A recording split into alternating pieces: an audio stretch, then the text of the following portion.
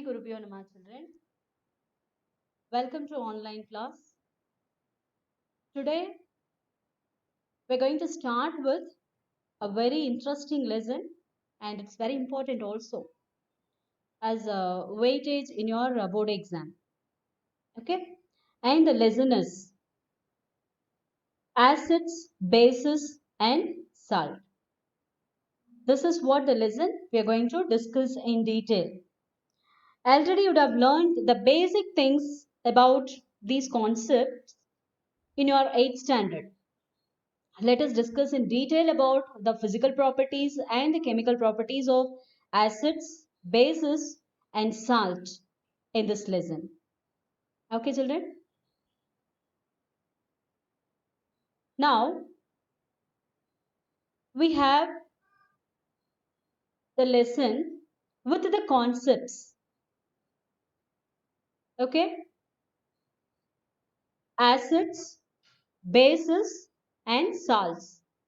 Right? In that, about acids, we are going to learn the classification of acids, physical and chemical properties of acids. Then how to identify the acidic and basic substances? You may wonder to just learn about this topic indicators. It's a very important and interesting topic. Okay, because indicators are the chemical substances which are used to identify the given substance, whether it is an acid or base. So what are the different types of indicators we have? About that we are going to learn in this lesson. Okay, so the first topic we're going to learn is acids, their classification, physical and chemical properties, then indicators to identify the acidic substances, and also using that indicators we can identify whether the acid substances are strong or weak, depends on the concentration of hydrogen ion. Okay, and the types of indicators, what are the different types of indicators and uses of these indicators, we are going to learn in detail in this lesson. And the next topic about bases. Okay, the first one is acid, and using this indicator we can identify both whether the substance is an acid or whether it is a base, right? So about bases, the same way like acids, we are going to learn the classifications of bases, physical and chemical properties of bases. Okay, then pH. I hope you all would have aware of this term pH. What does it mean? pH means power of hydrogen ion concentration, or else we can say that as potential. Okay, potential of hydrogen ions, H plus ions. H plus means nothing but hydrogen ions. Okay, right? So importance of pH in our day-to-day life. How pH is playing a very important role in our day-to-day life. All that we are going to learn in this lesson. And the next important topic is salt. Okay, already we have learned and we know that we are aware of this term salt because the salts are nothing but what? Neutral substances. They are called neutral substances. Okay, neutral. Why are they neutral? Because salts are made up of acid and base, right? Whenever an acid reacts with a base, then it produces a neutral substance called salt. Okay, because acids will give protons, H plus, and then a negative radical. Okay, let us take it as HCl. Acid is an compound which contains two components, that means one positive and one negatively charged particle. That means HCl, if it is an acid, then it has H plus proton and Cl minus. Okay, now base if we take, sodium hydroxide is a base which has Na plus as the positive radical and OH minus as the negative part. Now this negative part of this acid combines with the positive part of the base to give salt neutral. That means Na plus Cl minus. So one positive and one negative. So it becomes neutral. So a compound is produced NaCl, which is considered to be a salt because it is a neutral substance. Then what happens to the remaining? H plus is there in acid and OH minus is there in base. So that will be given as the byproduct water. Is it clear, children? Okay. So regarding salt, we are going to learn how to prepare the salts preparation and properties, then uses. Right? Okay. So these are all the topics we are going to learn in detail in this lesson. So let us start with our first interesting topic. What is this? What is that you are seeing on the screen?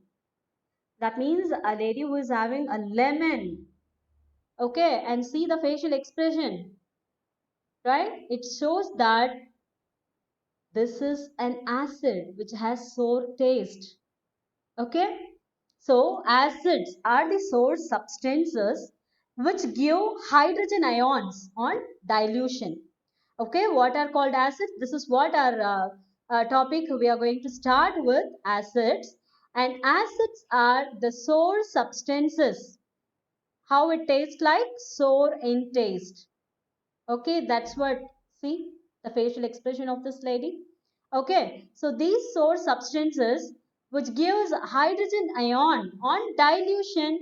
What does it mean? Dilution means what? It is nothing but dissolving in water. Dilution means dissolving the acid in water. Okay, this process is called dilution. So this dilution will be taking place under two different steps. Okay, two steps. See here, this is an acid which on dilution gives H plus ion. Okay, so acid gives H plus ion and this H plus ion is actually called as acid proton. Is it clear for you, children? So this acid proton on dilution, water will be containing HOH. So this acid proton also will get combined, okay, with this water and then forms this hydronium ion. Can you understand? See, this is acid proton which is obtained from acid which get combined with this water molecule. This is water molecule H2O is a water molecule. So this will also be added together with this H2O and it becomes H3O plus which is known as hydronium ion. Okay, this ion is called what? Hydronium ion. Okay, children. So, acids will liberate H plus ions on dilution. Right? Okay. Then, why do we call them as acid? As they release us H plus ions. Okay. So, example. How can we just say it releases H plus ion? Let us take one example and I'll explain you. An acid is a substance. Okay, normally that releases H plus ions. That's what I told you. In aqueous solution. What does aqueous means? Aqueous is nothing but water. Water in the sense what? That means when acid is in the dissolved form in water. Okay, aqueous means what? Solution. We can say that as solution. When a solution will be formed? When acid is mixed up with water. Mix up with water, then it becomes aqueous. Okay, which means either it may be solution in the sense what? We can say in the dilute form. Okay, even concentrated because the concentrated acids which we are using in the laboratory will contain some amount of water. Okay, we are not using the fuming acids, contains water. The acid which you are using in the laboratory will contain water. Concentrated acids will contain water, right? So with that concentrated acids, we add some more water to dilute them to get the dilute acids, right? So here we have an example when hydrochloric acid is dissolved. Okay, when hydrochloric acid is dissolved in water, we'll be getting the H plus ions and Cl minus ions. See, let us take, this is H plus ion of HCl. This is the H plus ion of HCl, okay, which is smaller in size, whereas chlorine is larger in size. Okay, so what happened to this HCl when it is dissolved in water? It produces H plus ion and Cl minus ion. Okay, now HCl is an acid. When it is treated with water, that means dissolved in water, this will get dissociate into H plus and Cl minus ions. Clear? Now this H plus ion, what happened to this H plus ion? It will combine with this water. It will combine with this water and forms hydronium ion, H3O plus ion. Is it clear, children? Okay, as it produces that H plus ions, it will combine with that water to form hydronium ion. And we have the negative radical here, which is called chloride ion. Okay, will combine with, when acids are treated with bases, what happened? This negative radical will combine with that positive radical of base to form salt. Clear? Okay. Now, how acids can be classified? There are two bases to classify acids, right? One is based on the sources, from where do they derived, and based on the concentration. Okay, so based on these two categories, we can classify the acids, right? Based on the sources. One category is based on sources. The other thing is based on concentration. Okay, so based on sources, how to categorize the acids based on sources, right? So based on the sources, we can categorize the acids into mineral acids and organic acids. Okay, mineral acids and organic acids. Now, what are called mineral acids? Mineral acids are the acids which are obtained during the extraction of minerals. For example, we have hydrochloric acid, sulfuric acid, nitric acid. These are all called mineral acids because they are derived from the minerals. Okay, and the next one is organic acid, which are derived from the organs of plants and animals. Okay, for example, we have acetic acid, citric acid, oxalic acid, and here nucleic acid, which is the plant source as well as the animal source. Okay, cell of plant as well as animals will have this nucleic acid. Okay, so acetic acid, it is derived from vinegar, citric acid from citrus fruits, and oxalic acid, of course, from tomato. See here, tomato contains oxalic acid, right? Okay, oxalic acid. And here we have mango, which contains citric acid. Okay, and here this is a cell of plant or animal. Okay, which contains nucleic acid. Okay, inside the nucleus, it contains nucleic acid inside the nucleus, right? So this is how. And these three here are called mineral acids: hydrochloric acid, sulfuric acid, okay, nitric acid. These three are called what? Mineral acids. Okay, mineral acids, right? Okay, now mineral acids, how are they reactive?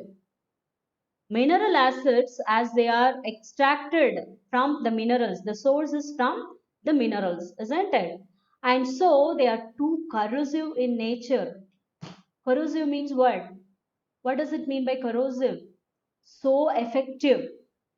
Okay, so it is corrosive, which means it can spoil the surface, okay, on which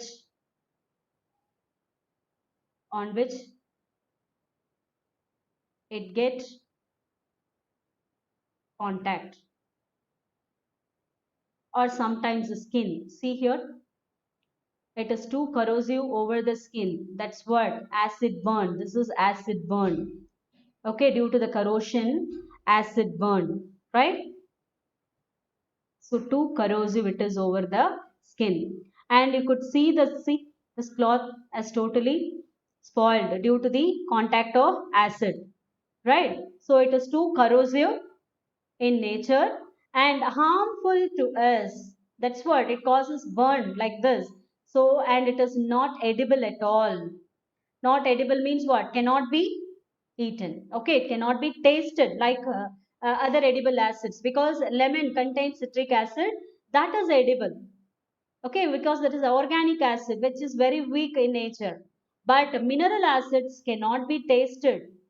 Okay, it should not be touched with the bare hands also. See, if it is touched with the bare hand, what happened then? Skin burn, acid burn will be the cause. Okay. And next, organic acids. What are these organic acids?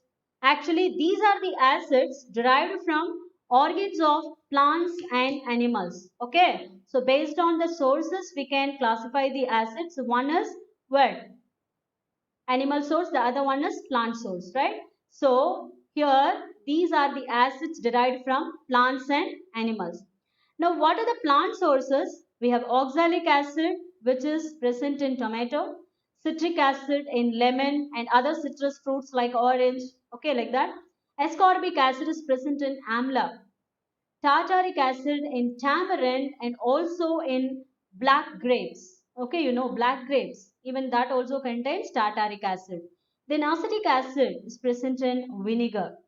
So these are the acids, organic acids, which are derived from the plants, plant sources. Okay. Whereas animal source, actually nucleic acid can be taken as both the sources. That means it is derived from plants as well as animals, because plants also contains a cell. So plant cell also contains this nucleic acid, right? And methanoic acid is from ant sting, right? And lactic acid, curd, it is present in curd, not in milk. Okay, it is present in curd.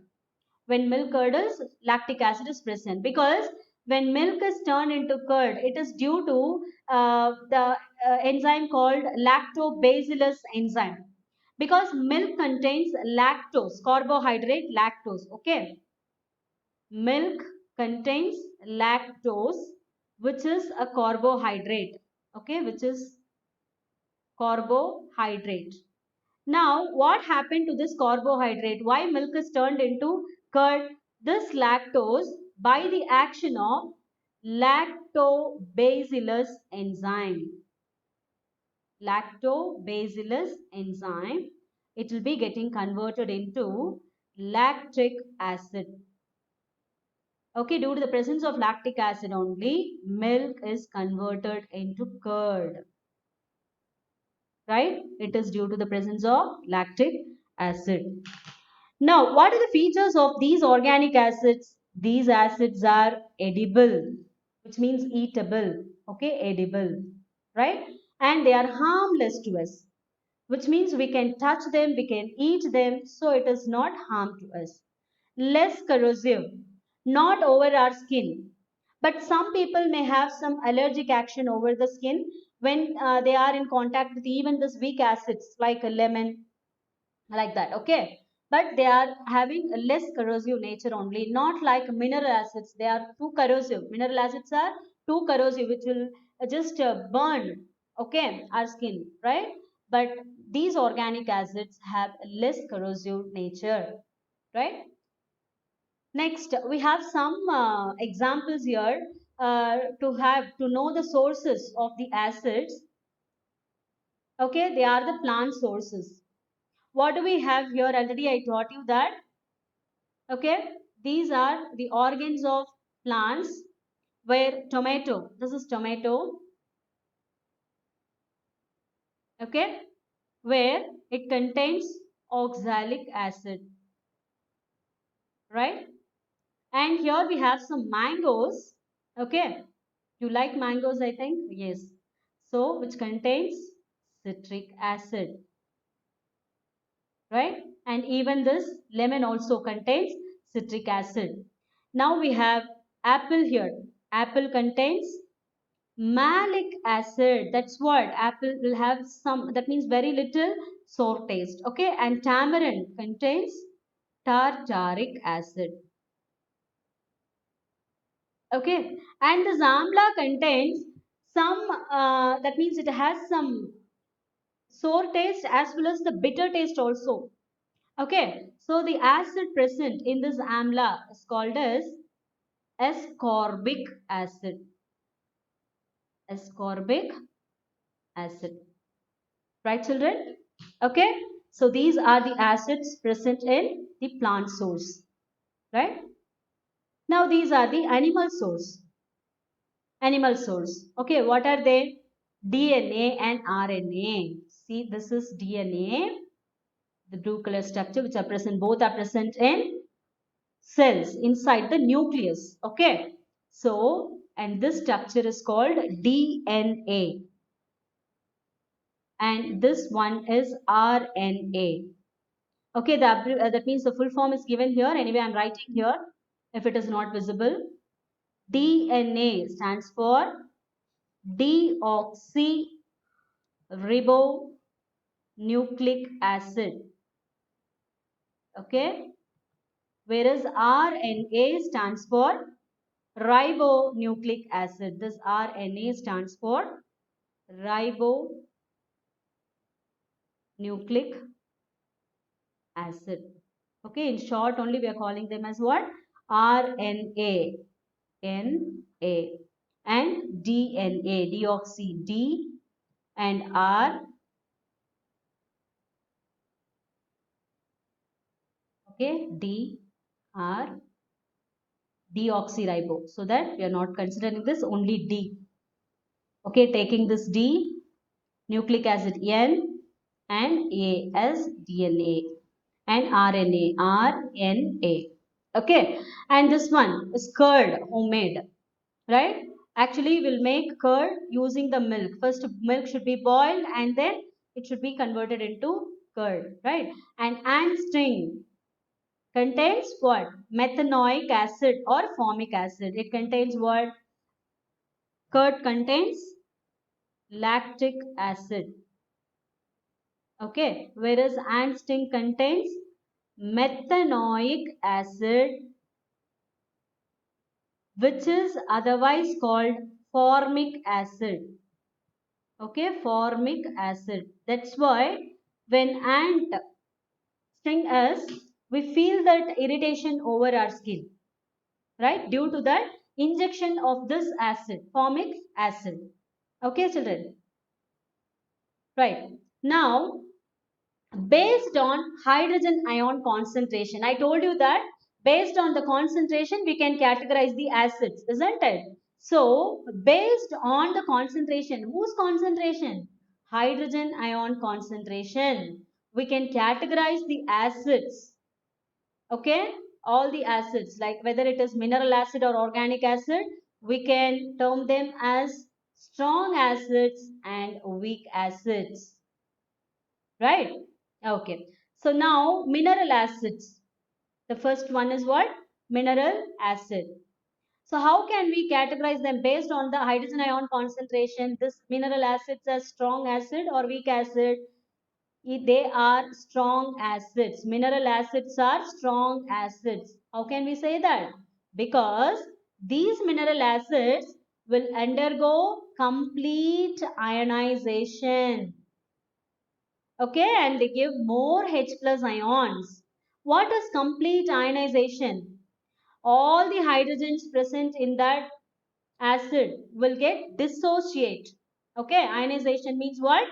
Dissociation. It is nothing but ion generation, dissociation, okay, which is nothing but generation of free ions, free ions, okay, and it contains more H plus hydrogen ions will be generated by these mineral acids, okay, so that they are called strong acids. So that reason why they are called as strong acids. Okay, here you have one example, that is HCl is getting dissociated into H plus and Cl minus. The same way we have other mineral acids like H2SO4. What is this? Sulfuric acid. Okay, and this sulfuric acid will liberate 2H plus, because here two hydrogens are there. So 2H plus ions. So completely all the hydrogens are getting dissociated from that. And another acid called nitric acid. Okay. Another acid is nitric acid, which will get dissociated into. Let us take this. Okay. Let us have nitric acid HNO3, which will be getting dissociated into H plus and NO3 minus. So this is how completely the acids will get dissociate and then form free ions. H plus ions will be produced more in number by these acids. All the hydrogens present in these mineral acids will get dissociated as H plus ions. Okay. Next category is weak acid. So what are these weak acids? These acids will undergo incomplete ionization, which means what? Partial dissociation. Other words, it can be called as partial dissociation. Okay. So what is meant by partial dissociation? It will give only less hydrogen ions. Not all the hydrogen ions will be getting, that means generated as free ions. Only few. For example, here I gave one example, that is acetic acid. Okay, this is acetic acid. What is this? Acetic acid, right?